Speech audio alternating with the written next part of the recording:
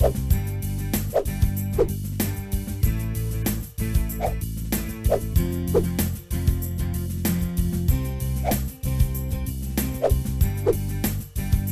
monsieur, bonsoir. Merci de suivre ce magazine d'entretien Le Vôtre qui passe sur votre télévision. On revient sur l'actualité, évidemment, avec ce discours du chef de l'État. On a changé la tribune de Nations Unies, Joseph Kabila, qui est revenu sur l'irréversibilité des élections cette année, le 23 décembre, mais aussi cette question qui concerne le retrait de la MONUSCO, avec un bilan selon lui qui est mitigé. On décrit cela dans ce magazine. On reviendra également sur le dernier meeting de l'opposition à Kinshasa et d'autres aspects d'actualité dans ce magazine qui a le plaisir de recevoir M. Junior Kibawa. Je vous le rappelle, il est président de la jeunesse en province du parti politique Les Fédéralistes. Bienvenue. Merci beaucoup. Bonsoir à tous les téléspectateurs et bonsoir à M. José. Merci. On va commencer avec vous ce magazine d'entretien par le discours du chef de l'État pour poser le décor. Comment l'avez-vous trouvé? En tout cas, nous nous en félicitons du discours du chef de l'État. C'était un discours auquel toute la population de la RDC s'attendait. C'est un discours qui nous a beaucoup satisfait sur tout le plan, en commençant par le plan sécuritaire, au plan politique, ainsi que tous les plans sociaux. Il a évoqué plusieurs aspects. Dans les défis, par exemple, du côté de la sécurité, ça reste encore énorme, mais il y a des efforts qui sont fournis dans ce sens-là pour que la paix puisse être retrouvée sur l'ensemble de la RDC. Donc c'est un discours auquel toute la population s'attendait et un discours qui a été accepté par la population de la RDC. En tout cas, nous nous en félicitons de notre part et félicitons le chef de l'État, Joseph Kabila. Avant peut-être de continuer ou d'entrer dans le vif de ce discours, l'accoutrement déjà parle. Qu'est-ce que ça dit, l'image que vous transmettez? Donc ça transmet l'image que nous sommes des kabylistes. Et nous sommes derrière le chef de l'État, son Excellence Joseph Kabila Kabange. Donc c'est un modèle, et c'est un modèle pour nous en tant que peuple congolais, en tant que la jeunesse. Alors c'est pour cette raison que vous nous voyez dans cette tenue. Et c'est pour montrer que nous sommes derrière le chef de l'État qui est le président de tout le monde et tous les Congolais et qui est un modèle pour cette jeunesse. Et dont nous, de notre part, en tant que fédéralistes, nous le prenons déjà pour un héros national pour tout ce qu'il fait pour notre pays. Voilà, on est à son discours, l'irréversibilité des élections. On peut dire quoi? La majorité de l'UFCC est plus qui terminée à les élections cette année. Bien sûr, c'est conformément au calendrier de la CENI. Nous, du côté du FCC et du côté de la majorité, nous avons décidé, nous sommes pliés au calendrier de la CENI et la population de la RDC veut voir qu'il y ait une passation civilisée, pacifique entre un président sortant et un président entrant. C'est ce beau cadeau que le chef de l'État veut offrir à toute la nation congolaise. Voilà pourquoi nous voulons que ce moment puisse arriver même aujourd'hui. Nous sommes prêts pour aller aux élections et nous allons dans l'ensemble à 90%, les conditions sont déjà réunies pour aller aux organisations libres, crédibles et transparentes. D'ailleurs, chez nous, chez les fédéralistes, hier, il y a eu le test de la machine à voter et toutes les personnes qui sont passées par là ont fait moins d'une minute pour voter, même les vieillards. Même les mamans qui étaient là, elles ont fait moins d'une minute. Et nous pensons que c'est plus rapide. Et nous devons aller aux élections le plus rapidement possible pour que le peuple congolais, en général, puisse recevoir ce beau cadeau que le Raïs veut offrir à toute la nation congolaise. Le président Kabila est revenu sur le montant de la MONUSCO. Selon lui, le bilan est pratiquement mitigé. Dans quel aspect pouvons-nous placer cette attaque directe à la MONUSCO? Je crois que ce n'est pas une attaque directe, c'est une réalité. Tout le monde vit cette réalité sur le terrain, surtout nos amis, nos frères qui sont du côté de l'Est, au nord Kivu et sud Kivu et partout ailleurs là-bas. Donc la MONUSCO a failli sensiblement à sa mission de pacification de la RDC. Alors nous pensons que nous sommes derrière dans cette idée-là du chef de l'État de réduire sensiblement l'effectif de la MONUSCO, aussi le retrait définitif de la MONUSCO parce que la MONUSCO est spectateur de Non, mais c'est en fonction du mandat, le mandat défensif. La MONUSCO ne va pas jouer le rôle de FARDC ou de la police pour faire face à ces ADF Nalo, par exemple. Je crois que le mandat de la MONUSCO, avant d'ailleurs qu'elle ne soit MONUSCO, vous connaissez toute l'histoire, elle a été MONUC et autres là, tout ça. Donc elle a changé de mandat par rapport à tout cela. Donc depuis qu'elle existe en RDC, ça fait pratiquement une quinzaine d'années ou plus une vingtaine d'années, mais le résultat n'est pas palpable. L'insécurité reste et au contraire, on a même découvert récemment ou dans le temps que la MONUSCO était derrière, était en termes même de trafiquer les armes par rapport... voudrait dire elle ne veut pas partir. Donc elle ne veut pas partir, voilà. Et c'est pour cela qu'il faut... Et nous sommes derrière le chef de l'État, nous voulons que cette MONUSCO puisse partir parce qu'elle n'a rien apporté à la RDC. Pourtant, par exemple, sur le plan électoral, en 2006-2011, la MONUSCO a apporté un appui de très grande envergure en termes logistiques et techniques. Je crois que la mission n'est pas celle-là. La mission de la MONUSCO était celle de pacifier la RDC. Alors, s'ils nous ont aidés, tant mieux. C'était en 2006, mais en 2011, nous sommes débrouillés seuls avec les moyens de la RDC et nous avons pu organiser les élections. Quoi de plus normal, cette année aussi, nous réitérons toujours dans le même ordre que les élections puissent être financées entièrement par le gouvernement congolais. Voilà. Et vous croyez pratiquement que la RDC va y arriver seule, sans l'appui d'un seul partenaire? Mais on l'a fait en 2011. On l'a fait en 2011. En 2011, la RDC a financé seule. Mais lorsque vous parlez des contestations, des irrégularités, même aux États-Unis, il y a eu des contestations. On a contesté les résultats. Donc ça existe partout dans le monde. Il n'y a jamais eu des élections, là, on peut dire, à 90% ou à 100% parfait. Mais quand même, si vous parvenez à organiser à 90% des organisations, des élections comme on l'a fait en 2011, avec les moyens propres pour à la RDC, je crois que nous nous en félicitons et nous réitérons toujours l'idée que le gouvernement puisse organiser seul, financer seul les élections de ce 23 décembre. Alors, on va évoluer par rapport à ces élections. Même il y a le week-end dernier, un meeting qui a été tenu à Kinshasa, sur le boulevard Triomphal, par... D'ailleurs, je regrette que... C'est le leader de l'opposition. Vous les appelez leaders, mais il fallait que ce leadership puisse se faire montrer sur terrain. Vous avez vu que les 5 leaders n'ont pu réaliser qu'une affaire de 4500 personnes. Que nous, fédéralistes, nous réalisons assez facilement. Donc, vous comprenez que l'opposition... Vous comprenez que l'opposition n'est pas... Et elle ne battra même pas campagne sur l'étendue de la RDC. C'est une opposition. Elle n'a pas mobilisé. Le peuple n'est pas derrière l'opposition. Le peuple est derrière le chef de l'État, son excellence Joseph Kabila Kabange.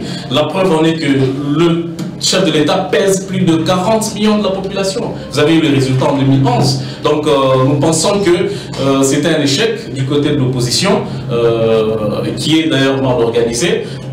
Nous, du côté de la majorité, nous nous en félicitons et nous continuons la majorité nous allons la meeting bientôt à Kinshasa. Et d'ailleurs, vous allez voir. C'est un défi que vous voulez relever par rapport à... Non, c'est pas un défi. C'est pas un défi.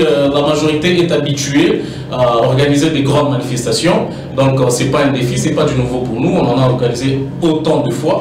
Donc, là, il y a les vrais leaders. Les vrais leaders sont du côté de la majorité. Vous allez voir l'organisation de ce meeting, comment est-ce que ça sera.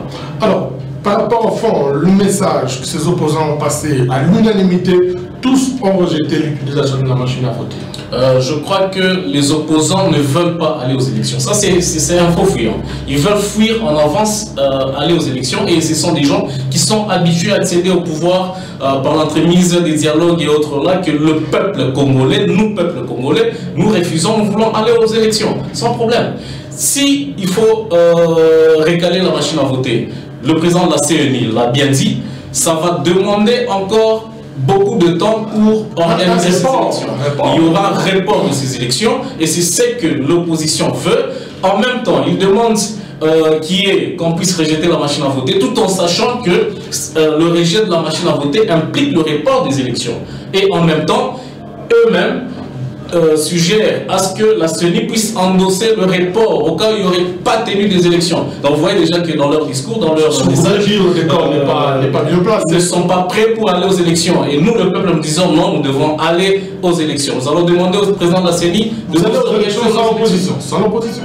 Je crois que le peuple est derrière la majorité et il y a quelques opposants qui sont prêts pour aller aux élections. Donc l'opposition, c'est pas seulement les 3 ou 4 individus qui se sont réunis. Voilà. Vous voulez quoi? Si eux ne participent pas, il y aura un forcing. Ça veut dire une élection sans eux. L'élection, l'organisateur des élections, c'est la CENI. Et la CENI va organiser les élections. Pourquoi ne pas envisager un consensus? S'il y a des élections, machine à voter. Je crois que nous sommes fatigués des consensus. L'article 47 de la loi électorale est bel et bien clair. Les élections peuvent se tenir soit sur bulletin papier ou carrément sur par voie électronique. Alors, la méthode la plus facile, c'est la voie électronique. Donc nous devons aller aux élections avec la machine à voter. Pourquoi cette insistance sur la voie électronique? Parce que l'opposition voit en cela une forme de tricherie en quelque sorte. Non, ça c'est un faux fuyant. Ils savent bien qu'ils ne vont pas gagner ces élections. La machine à voter, c'est une machine à imprimer. Lorsque vous votez, elle imprime les bulletins. Donc ça implique que, en utilisant la machine à voter, vous êtes en train, en même temps, en train de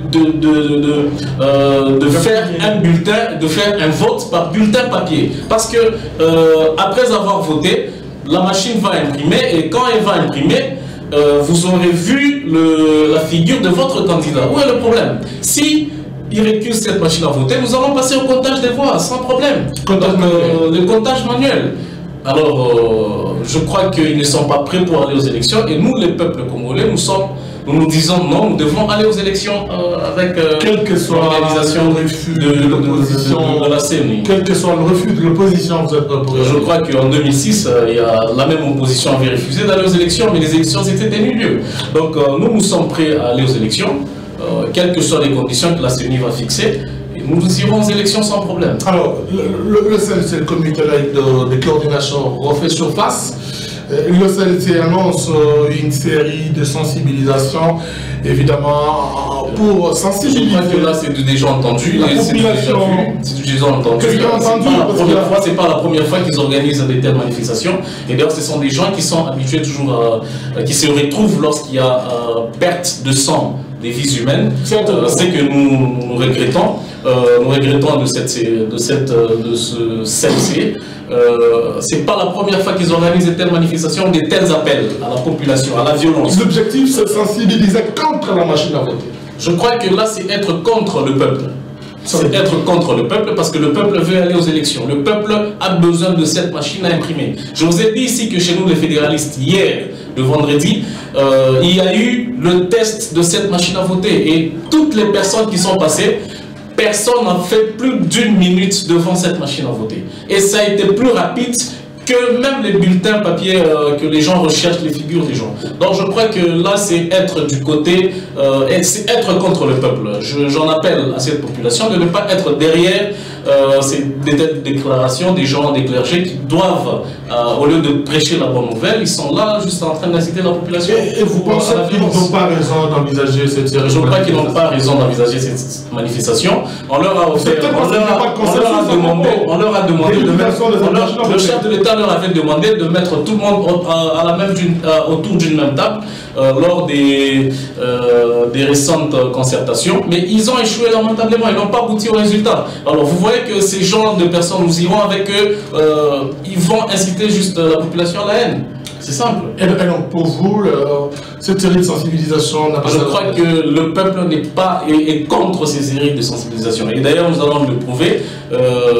Ils peuvent faire des appels à ces manifestations, mais nous, le peuple congolais, nous refusons ces manifestations et nous devons aller aux élections. Voilà. Nous devons assister aux passations pacifiques du pouvoir entre le président sortant et le président. Implique bien entendu des élections apaisées et crédibles. Qu'est-ce qu'il faut faire pour y arriver? Ces élections libres où il y a acceptation de résultats bien entendu des urnes.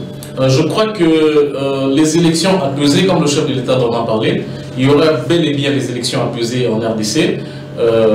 Nous allons aller aux élections ce 23 décembre.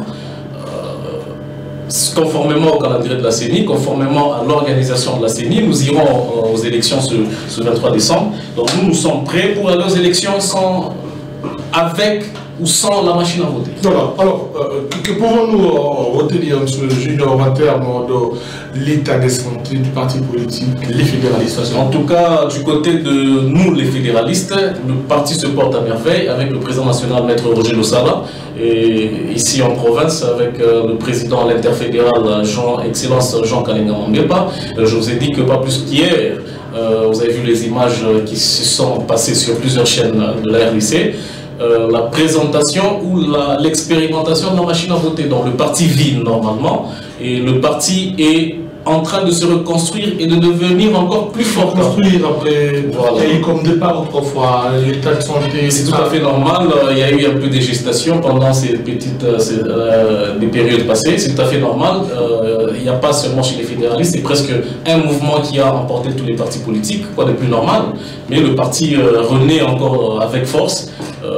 Juste ici ou à l'intérieur également, le parti existe? Le parti existe, nous avons fait plusieurs tournées à l'intérieur, le parti est là et d'ailleurs aux élections, vous allez voir le nombre des candidats, le nombre des députés fédéralistes que nous allons présenter et qui vont siéger et à l'Assemblée nationale et dans différentes assemblées provinciales. Ça se prépare bien entendu pour arriver à siéger, il faut préparer les bases, le confort. En tout cas, du côté fédéraliste, là, il n'y a pas de souci. Il n'y a pas de souci.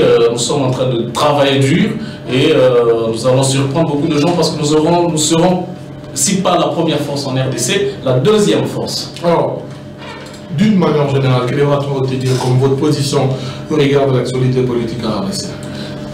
J'en appelle à la population d'être très vigilant et la population doit être derrière le chef de l'État. Nous devons aller aux élections, nous devons assister à ce beau cadeau que le Raïs veut nous offrir, la passation pacifique du pouvoir entre un président sortant et un président entrant. Et c'est ce que l'opposition ne veut pas. L'opposition ne veut pas que le peuple congolais puisse vivre ce grand événement que notre héros national veut nous donner. Donc la population doit être vigilante, nous devons aller aux élections, avec les conditions que la CENI va nous fixer et du côté fédéraliste, nous sommes prêts et nous irons aux élections sans problème. Je crois que par rapport à l'opposition est en perte de vitesse. Nous nous organisons, eux ils sont en perte de vitesse, au lieu de s'organiser, ils sont en perte de vitesse et nous allons les battre aux élections prochaines d'ici ce 23 décembre. Madame, Monsieur Semerzi, notre entretien sera ferme à tous, à chacun. Merci de l'avoir suivi. L'on se retrouve la prochaine fois avec le même réel plaisir de vous servir. À tout à l'heure, mesdames. À tout à l'heure, messieurs. Merci.